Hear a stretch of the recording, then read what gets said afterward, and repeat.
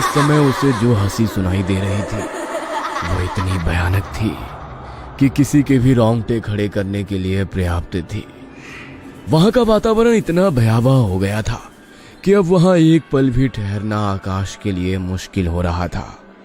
अचानक ही आकाश को अपनी कमर पर किसी का स्पर्श महसूस होता है और ऐसी आवाज सुनाई देने लगती है जैसे कोई स्त्री कोई भारी भरकम पायल पहनकर यहां से वहां दौड़ रही हो।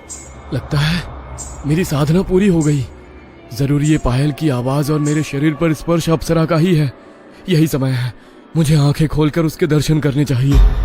ऐसा सोचकर आकाश मंत्रों को बीच में ही छोड़कर अपनी आंखें खोल देता है और जैसे ही गर्दन घुमाकर देखता है उसे अपने सामने एक 8 फुट की भयानक चेहरे वाली स्त्री दिखाई पड़ती है, जिसे देखकर उसकी चीख निकल जाती है। आकाश के पूरे बदन से कपकपी छूट रही थी। एक 22 साल का नौजवान जिसने अभी अभी खुली आंखों से किसी मायावी शक्ति को देखा हो, उसकी मानसिक स्थिति का आप अंदाजा भी नहीं लगा सकते हैं। इस पल वो मानो अपने होश में ही नहीं था।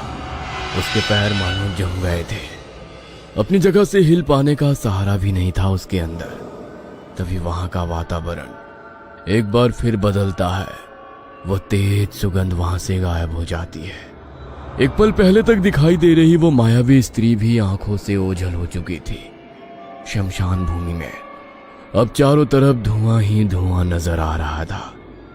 इतना सब देखने के बाद अब आकाश के अंदर उस जगह एक पल भी रुकने की शक्ति नहीं बची थी।